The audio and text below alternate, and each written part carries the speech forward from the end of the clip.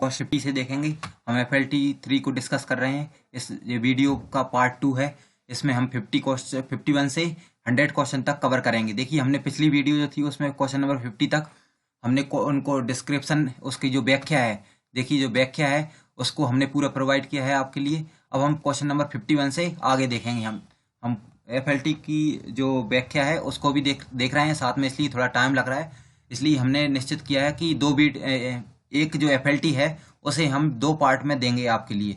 पहला जो पार्ट है उसमें हम आपके लिए 50 क्वेश्चन और उसकी व्याख्या प्रोवाइड कर रहे हैं और एक्सप्लेन भी कर रहे हैं, समझा भी रहे हैं आपके लिए। और दूसरे पार्ट में आपके लिए 51 से लेके 100 तक उसके क्वेश्चन और उसकी व्याख्या को प्रोवाइड कर रहे हैं। तो आप चैनल को सब्सक्राइब कर लें, बेल आइकन को प्रेस कर लें। हाँ, और आप और FLT देखना चाहते हैं तो देखिए जो शेड्यूल दिया है हमने उसी के अकॉर्डिंग आपको FLT MPPSC प्लेलिस्ट आप देखोगे, MPPSC FLT वाली प्लेलिस्ट में सारी वीडियो आपकी FLT वाली मिल जाएंगी। और दूसरी वीडियो देखना चाहते हैं तो आप प्लेलिस्ट को जाके देख लें। चलिए हम 51 क्वेश्चन को देख लेते हैं कि 51 क्वेश्चन में क्या है। तो अब 51 क्वेश्चन जो है हमारा, देखिए, मध्य प्रदेश की अर्थव्यवस्था किस पर आधारित है? तो उद्योगों पर आधारित है, कृषि पर आधारित है, दोनों पर आधारित है, इनमें से कोई नहीं। तो किस पर आधारित है मध्य प्रदेश की अर्थव्यवस्था जो है? तो देखिए हम यहाँ पे डिस्क्रिप्शन इसकी पढ़ेंगे और इसमें जो क्वेश्चन नंबर हमें देखना है 51। देखिए क्वेश्चन नंबर 51, मध्य प्रदेश की अर्थव्यवस्था जो है कृषि पर आधारित है और अधिकांश जनसंख्या का भाग इसी कार्य में लगा हुआ है। किस कार्य में? कृषि में लगा हुआ है। वैसे तो भारत भी कृषि प्रधान देश है, तो हम वैसे भी अपना गैस कर सकते हैं कि इसका आंसर क्या होगा। ठीक है, अब देखते हैं 52, मध्य प्रदेश के प्रथम कृषि विद्यालय की स्थापना। मध्य प्रदेश के प्रथम कृषि विद्यालय की स्थापना किस स्थान पर कब हुई थी? जबलपुर में हुई थी। ठीक है, और कब हुई थी? देखिए 1946 को हुई थी, 47 को, 1956 को, 1964 को। तो कब हुई थी स्थापना? 1964 को। चलिए हम इसकी डिस्क्रिप्शन देख लेते हैं। देखिए अब बात कर लेते हैं, डी है इसका आंसर। और देखिए अब 1964 में हुई थी तो इसलिए व्याख्या की इसकी ज़्यादा आवश्यकता नहीं है, तो हमने इसको डायरेक्ट याद रख लेंगे। कब? डी, यानी 1964 में इसकी स्थापना हुई थी। मध्य प्रदेश का प्रथम कृषि विश्वविद्यालय किस नाम से हुई थी? जवाहरलाल नेहरू कृषि विश्वविद्यालय के नाम से इसकी स्थापना हुई थी। अब देख लेते हैं हम 53 क्वेश्चन। ठीक है, 53 जो क्वेश्चन है वो क्या है? देखिए, मध्य प्रदेश में फसलों के संबंध में निम्न कारणों पर विचार करें। ठीक है, फसलों के संबंध में निम्न कथनों पर विचार करें। ठीक है, देखिए अब हम देखते हैं इसका क्या लिखा है। पहला कथन क्या है? मध्य प्रदेश में सोयाबीन, चना, अलसी, दलहन एवं अफीम के उत्पादन में प्रदेश का प्रथम स्थान आता है। किसके अंदर? देश के अंदर। दूसरा है कथन, मध्य प्रदेश में ज्वार, तिलहन, अरहर के उत्पादन में प्रदेश का दूसरा स्थान आता है।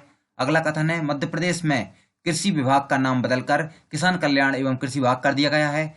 अगला है, मध्य प्रदेश में किसानों के संरक्षण हेतु प्रत्येक जिले में किसान परिषद का गठन किया गया है, जिसका अध्यक्ष जिला पंचायत का अध्यक्ष होता है।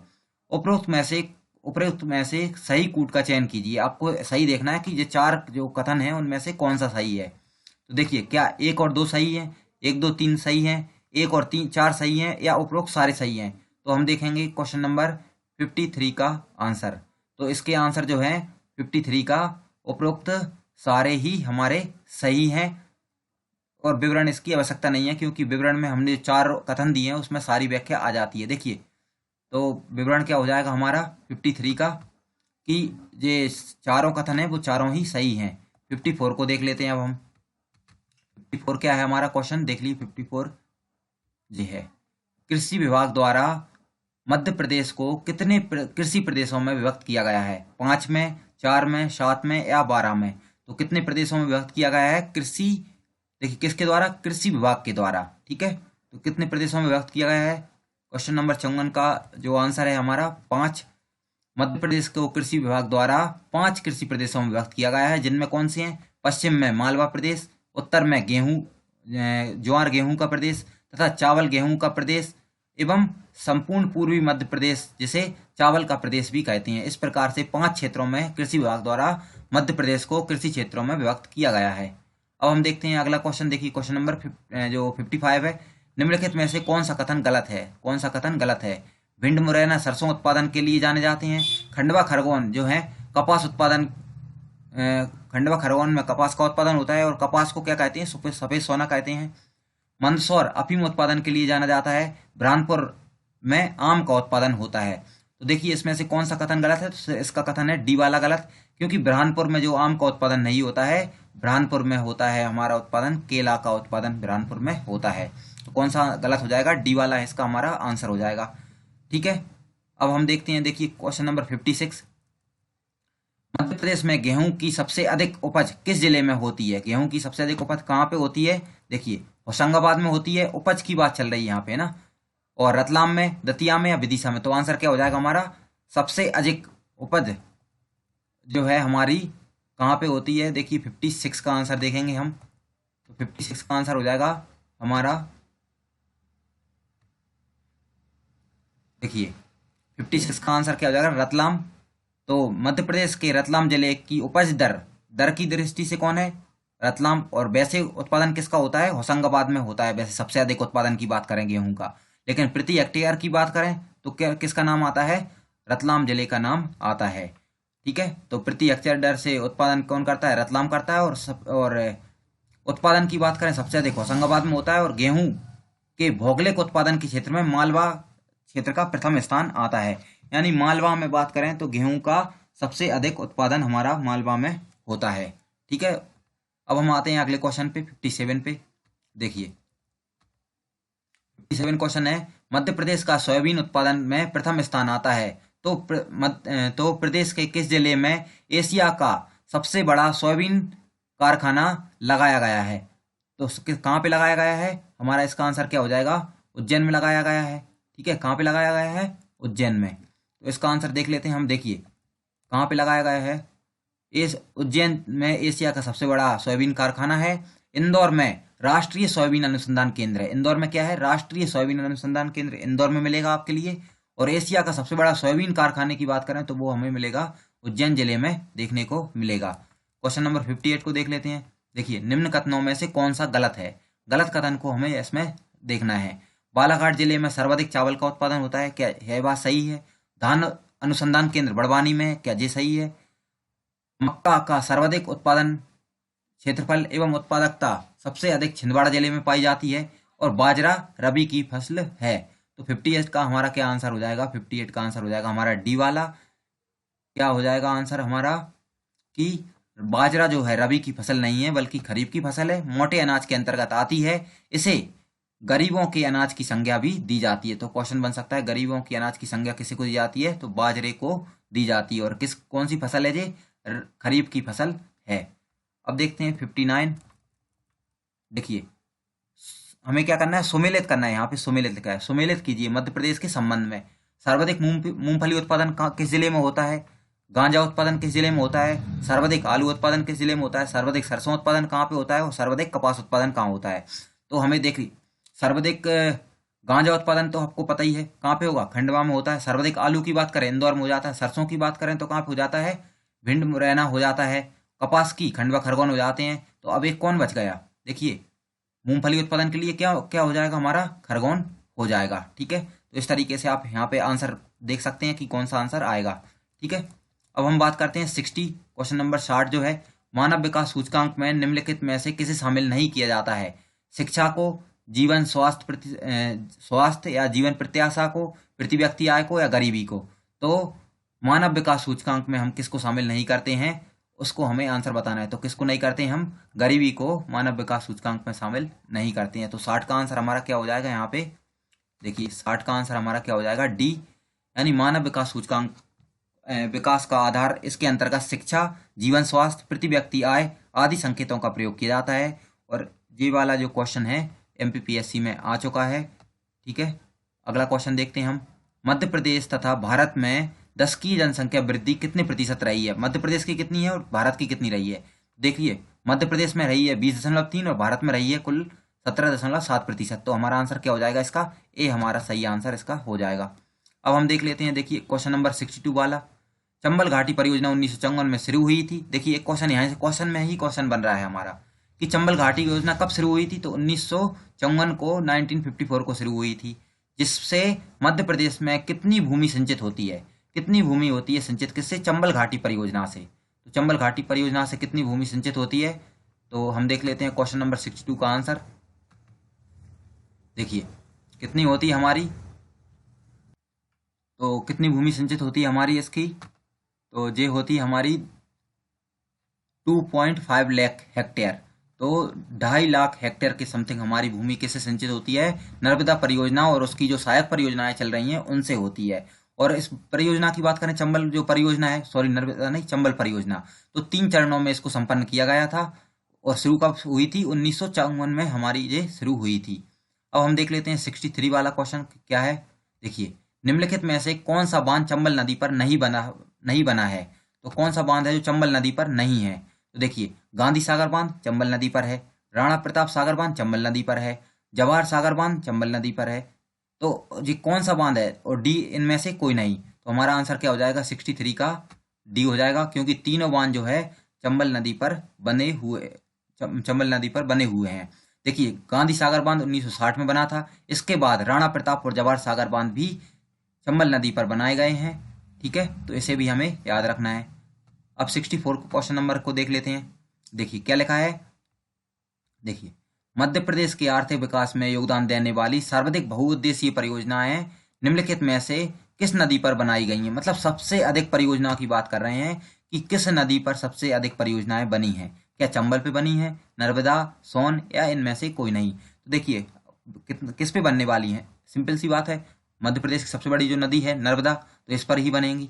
तो क्योंकि हमने इस पे देखी भी हैं, लगभग 3000 की समथिंग छोटी परियोजनाएं हैं और लगभग 20 से 30 के समथिंग बड़ी परियोजनाएं हैं। तो सबसे अधिक परियोजनाएं किस पे बनेंगी, नर्मदा नदी पे। अब हम इसकी व्याख्या देख लेते हैं। देखिए, तो हम बात करते हैं। देखिए, मध्य प्रदेश में बहुउद्देशीय परियोजनाएं सबसे अधिक नर्मदा नदी पर बनाई गई हैं। इस पर बड़ी परियोजनाएं लगभग 29 बड़ी परियोजनाएं हैं, 135 मध्यम वर्ग की परियोजनाएं हैं और 3000 लघु सिंचाई परियोजनाएं हैं और लगभग 5 लाख हेक्टेयर भूमि से सिंचित होती है। किससे, नर्मदा घाटी परियोजना से। इसमें बहुत सारी परियोजनाएं छोटी छोटी हैं, शामिल हैं। अब क्वेश्चन नंबर 66 देखते हैं। देखिए 65, बाण सागर परियोजना के संबंध में निम्नलिखित में से कौन सा कथन सत्य है, सत्य वाला बताना है हमें। देखिए, सोन नदी पर देवलो शहडोल में बनाई गई है क्या, बाण सागर परियोजना, जो सीधी एवं रीवा और सीधी की सीमा पर है, पहला कथन है। देखिए, पहला ए है। दूसरा बी है, इससे 1.5 लाख हेक्टेयर भूमि सिंचित होती है तथा 405 मेगावाट विद्युत का उत्पादन होता है।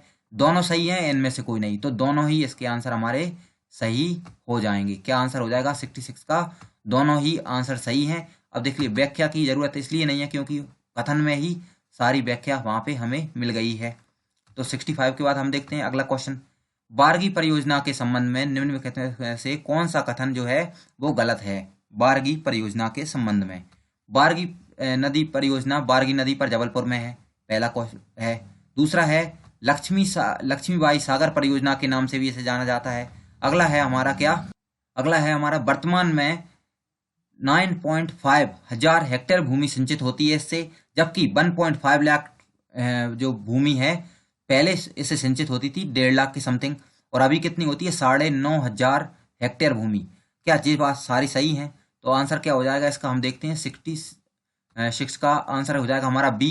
देखिए, बारगी नदी परियोजना गलत वाला बताना था, सही तो बाकी सारे हैं, सिर्फ बी वाला गलत है। क्या है, बारगी नदी परियोजना रानी अवंतीबाई सागर परियोजना के नाम से जानी जाती है, ना कि रानी लक्ष्मीबाई सागर परियोजना से। अतः बी वाला गलत है और अन्य सारे जो हैं वो कथन सही हैं। अगला क्वेश्चन देखते हैं हम। देखिए क्वेश्चन क्या लिखा है, नर्मदा नदी के संबंध में निम्न कथनों पर विचार कीजिए तथा बताइए कि कौन सा कथन सत्य है। यहाँ पे हमें सत्य कथन को दिखाना है। तो देखिए, नर्मदा के बारे में, नर्मदा एवं उसकी सहायक नदियों की कुल संख्या 41 है, सही बात है। नर्मदा नदी मध्य प्रदेश, गुजरात एवं महाराष्ट्र में बहती है, सही बात है। नर्मदा नदी पर सरदार सरोवर, इंद्र सागर, महेश्वर बांध, ओमकारेश्वर बांध आदि बनाए गए हैं। या उपरोक्त सभी कथन सत्य हैं। तो आंसर क्या हो जाएगा हमारा, सारे ही कथन इसके सही हैं।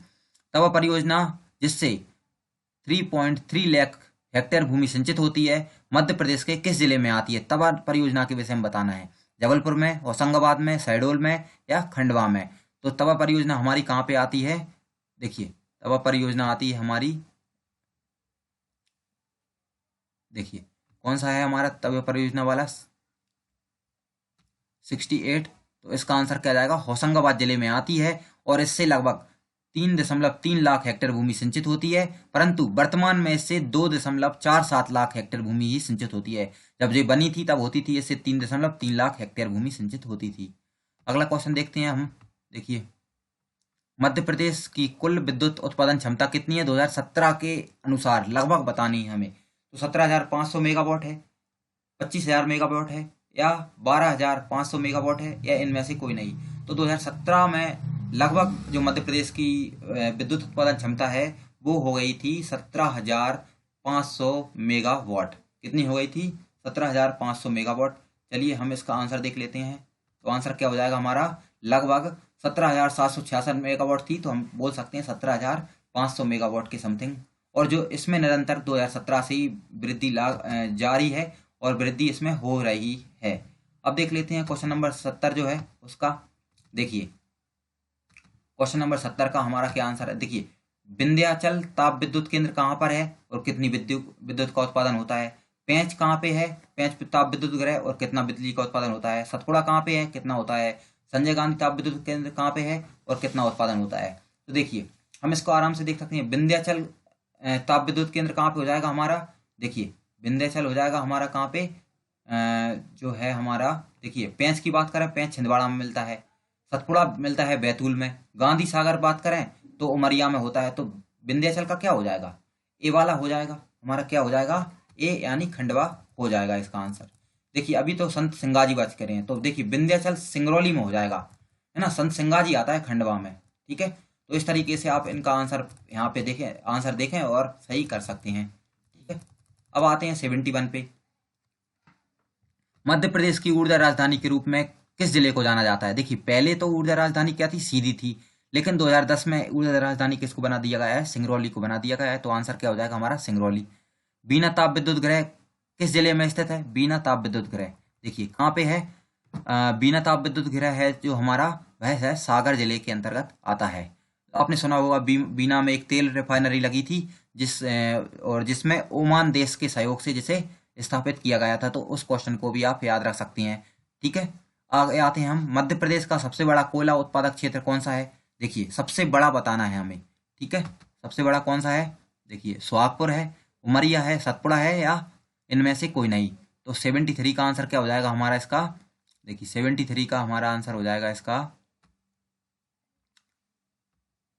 देखिए, मध्य प्रदेश का सबसे बड़ा कोयला उत्पादक क्षेत्र की बात करें तो वो सोहागपुर है, और सबसे छोटा की बात करें तो वो उमरिया कोयला क्षेत्र है। तो दोनों क्वेश्चन आपको याद रखने हैं कि बड़ा कौन सा है? सोहागपुर, और छोटा कौन सा है? उमरिया है। चलिए अगला क्वेश्चन देख लेते हैं हम। 74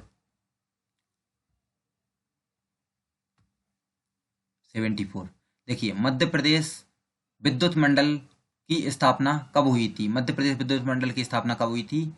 तो 1 दिसंबर, तो मध्य प्रदेश राज्य विद्युत मंडल की स्थापना 9 दिसंबर 1950 को हुई थी। और जबकि मध्य प्रदेश में पहली बार बिजली का उत्पादन कब हुआ था? 1905 में शुरू हुआ था। तो आंसर क्या हो जाएगा हमारा? इसका ए आंसर हो जाएगा, यानी 1950 में मध्य प्रदेश विद्युत मंडल की स्थापना हुई थी। अब देखते हैं 75 क्वेश्चन नंबर।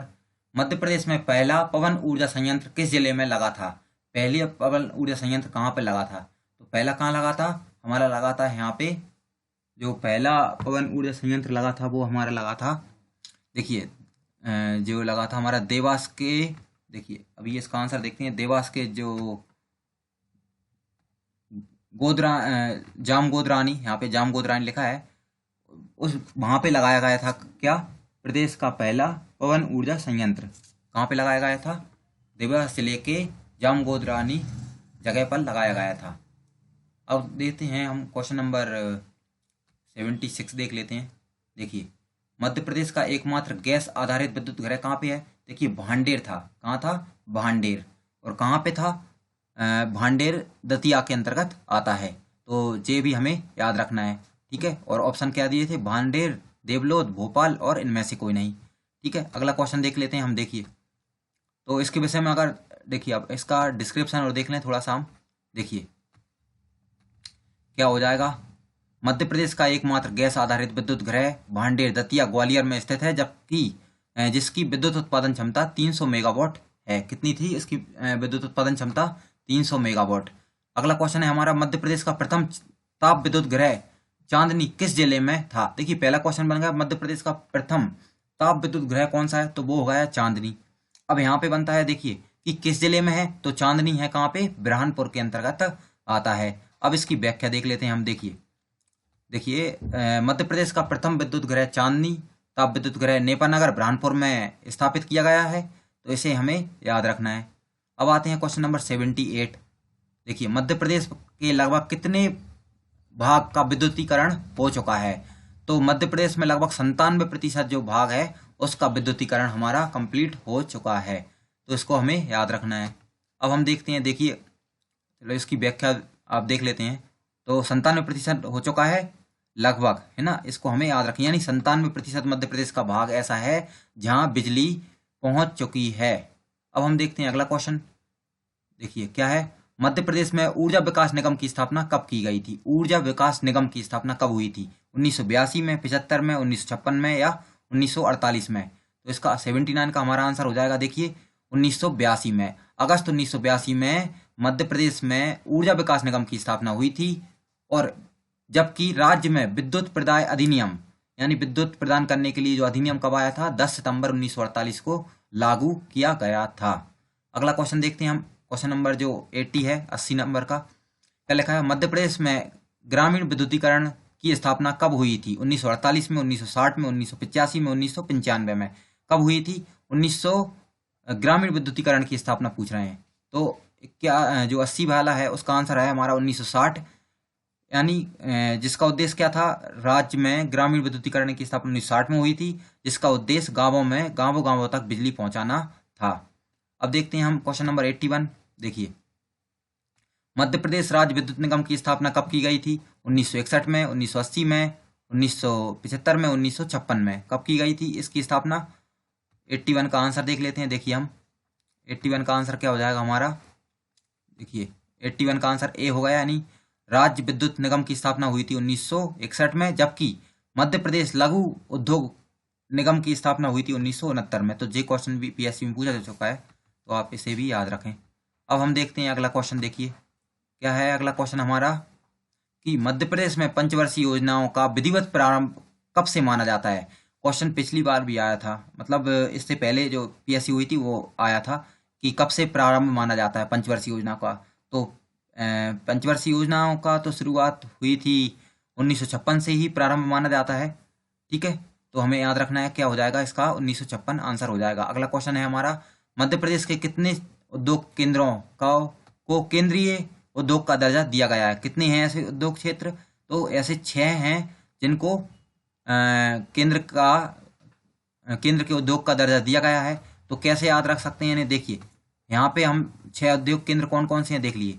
मालनपुर भिंड का है, मेघनपुर झाबुआ में है, पीथमपुर धार में है, मनेरी मंडला में है, और पुरैना में क्या है, पुरैना का है पन्ना में, और पीलूखेड़ी हमारा राजगढ़ में है। तो कैसे याद रखें इन्हें? तो देखिए 3 तो माँ से शुरू हो रहे हैं, मालनपुर, मेघनपुर और मनेरी, तो याद रखें, और 3 पा से शुरू हो रहे हैं, यानी पीतमपुर, पन्ना और पीलूखेड़ी। इस तरीके से आप इन 6 को याद रख सकते हैं। 3 माँ से शुरू हैं और 3 पा से शुरू हैं। ठीक है, तो हमारा अगला क्वेश्चन देख लेते हैं अब हम। देखिए 84 क्या है, अखबार छापने का अखबारी जो कागज है, अखबारी कागज छापने का कारखाना मध्य प्रदेश के किस जिले में लगाया गया है? देखिए हमें मालूम है कहाँ पे लगा है अखबारी कागज वाला, तो लगा है हमारा नेपानगर में लगा है। ठीक है, तो इसको याद रखें। नोट छापने के कागज का कारखाना कहाँ पे लगा है? होशंगाबाद में। ठीक है, इसे भी आप याद रखें। भेल की स्थापना 1960 में किसके सहयोग से की गई थी? ब्रिटेन के सहयोग से, तो इसे भी आप याद रखें। ठीक है, कुछ क्वेश्चन तो ऐसे यहाँ अगर आप डिस्क्रिप्शन नहीं भी पढ़ेंगे तो आप आसानी से कवर कर सकते हैं ना। तो देखिए अगला क्वेश्चन देख लेते हैं हम, निम्नलिखित कथनों में से कौन सा कथन गलत है? ठीक है, तो हम देख लिए 87 तक पहुंच गए हैं, उसकी डिस्क्रिप्शन पढ़ लेते हैं थोड़ी सी, जो व्याख्या है। देखिए व्याख्या क्या है हमारी, हाँ यहाँ से हम स्टार्ट किए थे 84 से। अखबार कागज का काम मिलेगा नेपानगर में, ठीक है, और नोट छापने का काम मिलेगा हमारा होशंगाबाद में। ठीक है, कहाँ मिलेगा? होशंगाबाद में। और भेल की स्थापना 1960 में किसके सहयोग से हुई थी? 1960 में ब्रिटेन के सहयोग से। अगला क्वेश्चन हुआ है हमारा कंप्लीट। ठीक है, अब आते हैं हम कहाँ पे, 87 क्वेश्चन नंबर पे आ गए हैं। तो 87 को हम देख लेते हैं। देखिए क्या लिखा है, ऑप्टिकल फाइबर कारखाना मंडीदीप रायसेन में जापान के सहयोग से स्थापित किया गया था। अगला है, देश का प्रथम रत्न परिष्कृत केंद्र जबलपुर में है। अगला है गन तथा आयरन फैक्ट्री जबलपुर में है। अगला है अपेरल पार्क भोपाल में स्थित है। इनमें से कौन सा कथन गलत है वो हमें देखना है। देखिए अपेरल पार्क भोपाल में नहीं है। अपेरल पार्क कहाँ पे मिलेगा आपको देखने को? इंदौर में आपको मिलेगा। तो इसका आंसर क्या हो जाएगा? डी हमारा इसका आंसर हो जाएगा। और तीनों कथन सही हैं। तो देखिए यहाँ से कितने सारे क्वेश्चन आपको याद रखने के लिए मिल सकते हैं कि गन फैक्ट्री और आयरन फैक्ट्री जबलपुर में है, एक क्वेश्चन ये हुआ। प्रथम रत्न परिष्कृत केंद्र जबलपुर में है, दूसरा ये हुआ हमारा। ऑप्टिकल फाइबर कारखाना मंडदीप रायसेन में स्थापित किया गया और किसके सहयोग से? जापान के सहयोग से। तो एक क्वेश्चन यहाँ से मिलता है। इसलिए बोलते हैं अगर आप वीडियो स्किप नहीं करेंगे तो आपको बहुत सारे क्वेश्चन देखने को मिलेंगे जो आपको याद रहेंगे आगे भी। अगला देखते हैं निम्नलिखित कॉम्प्लेक्स में से कौन सा गलत है? इलेक्ट्रॉनिक कॉम्प्लेक्स इंदौर में है, स्टील कॉम्प्लेक्स सागर में है, एग्रो कॉम्प्लेक्स छिंदवाड़ा में है और चमड़ा कॉम्प्लेक्स भोपाल में। तो आंसर क्या हो जाएगा हमारा? चमड़ा कॉम्प्लेक्स भोपाल में नहीं है। कहाँ पे है वो? देवास में है। तो हमारा आंसर क्या हो जाएगा इसका? देखिए चमड़ा कॉम्प्लेक्स देवास में स्थित है, ना कि भोपाल में। और बाकी जो सारे कॉम्प्लेक्स हैं वो हमारे सही सुमिलित हैं। 89 देख लेते हैं। देखिए निम्नलिखित कथनों पर विचार कीजिए। हीरा मिल्स जो हीरा बनाने का एक कारखाना है, मध्य प्रदेश के उज्जैन जिले में स्थित है। पहला क्वेश्चन है। Railway coach repair factory Indore में स्थित है। मध्य प्रदेश में डीजल इंजन संयंत्र कारखाना भोपाल में स्थित है। और इंदौर हिंदुस्तान कॉपर प्रोजेक्ट मलाजखंड बालाघाट में स्थित नहीं है। तो हमें इनमें से देखना है कि तीनों सही हैं या 1 3 4 सही हैं या सभी सही हैं या डी क्या होगा। देखिए यहाँ पे 2 बार ये लिखा होगा है, यहाँ पे कोई नहीं, इनमें से कोई नहीं आप रख सकते हैं ना। तो हमारा आंसर क्या हो जाएगा? देखिए इसका कौन सा क्वेश्चन नंबर है हमारा? 89। देखिए तो 89 का डी वाला है, यानी सभी गलत हैं। वहां पे लिखा था ना सभी सही हैं, तो वहां पे डी वाले में मिलेगा सभी गलत हैं। तो सभी गलत क्यों है अब देखते हैं हम इसका आंसर। देखिए हीरा मिल्स उज्जैन में है, परंतु हीरा बनाने का कारखाना हीरा मिल्स उज्जैन में तो है, ठीक है, उज्जैन में स्थित है, परंतु यहाँ हीरा बनाने का कारखाना नहीं है, यहाँ कपड़े का कारखाना स्थित है। देखिए क्वेश्चन कितना घुमा हुआ है, आप थोड़ा समझें।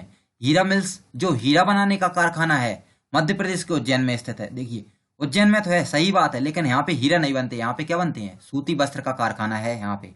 तो थोड़ी सी आपने थोड़ी सी भी अगर पढ़ने में बिल्कुल असावधानी बरती और आपके क्वेश्चन का आंसर गलत हो जाएगा। देखिए railway coach repair factory Madhya Pradesh के भोपाल में स्थित है, ना कि इंदौर में। देखिए भोपाल में है, इंदौर में नहीं है, ठीक है ना। डीजल इंजन कारखाना मध्य प्रदेश के इंदौर में स्थित है, ना कि भोपाल में। देखिए अपोजिट करके थे सारे के सारे। और हिंदुस्तान कॉपर प्रोजेक्ट जो है मलाजखंड बालाघाट में स्थित है, ठीक है। तो सारे के सारे हमारे कथन यहाँ पे गलत देखने को मिलते हैं, है ना। आपको याद रखना है, हमें बड़े ही ध्यान से पढ़ना है सारे ऑब्जेक्ट्स को, है ना। सारे जो कथन हैं क्वेश्चन को ध्यान से पढ़ें, उनके जो ऑब्जेक्टिव हैं जो उन्हें भी ध्यान से पढ़ें, तभी आप सॉल्व कर पाएंगे, ठीक है। अब आते हैं हम क्वेश्चन नंबर 90 पर। क्या लिखा है 90 में? देखिए निम्नलिखित में से कौन सा सही नहीं है? देखिए सही नहीं है ये वाला देखना है। नॉर्दर्न कोल फैक्ट्री सिंगरौली में स्थित है तथा एल्काइल कोल फैक्ट्री नीमच में स्थित है। कृत्रिम रेशा बनाने का कारखाना नागदा में है। ओरिएंटल पेपर मिल अमलाई शहडोल में है। कीटनाशक संयंत्र कारखाना भोपाल में है। तो कौन सा इसमें हमारा सही नहीं है वह हमें बताना है। तो देखिए कीटनाशक संयंत्र कारखाना भोपाल में है। अब हम इसके आंसर देख लेते हैं 90 के। तो क्या आंसर बनता है हमारा? डी वाला। कीटनाशक संयंत्र कारखाना भोपाल में नहीं है, बल्कि कहाँ पर है? बीना में स्थित है। कहाँ पे है? बीना में। तो इसको हमें याद रखना है। देखिए ये सही है कि नॉर्दर्न कोल फैक्ट्री सिंगरौली में, सही बात है। एल्काइल फैक्ट्री नीमच में, ये बात भी सही है। कृत्रिम जो रेसे बनाने का कारखाना नागदा में, ये भी सही है। ओरिएंटल पेपर मिल अमलाई शहडोल में, ये भी सही है। लेकिन कीटनाशक संयंत्र कारखाना भोपाल में नहीं है। कहाँ पे है? बीना में है, ठीक है। अगला देखते हैं 91। मध्य प्रदेश की प्रथम खनिज नीति कब लागू हुई थी? प्रथम खनिज नीति कब लागू हुई थी मध्य प्रदेश की? ये क्वेश्चन आया हुआ है। तो कब लागू हुई थी? 1995 में लागू हुई थी। कब हुई थी? 1995 में। 91 का आंसर देख लेते हैं। प्रथम तो हुई थी 1995 में, दूसरी हुई थी 2002 में और तीसरी खनिज नीति हुई थी 2010 में हुई थी। तो तीनों को आपको याद रखना है। 92 देख लेते हैं।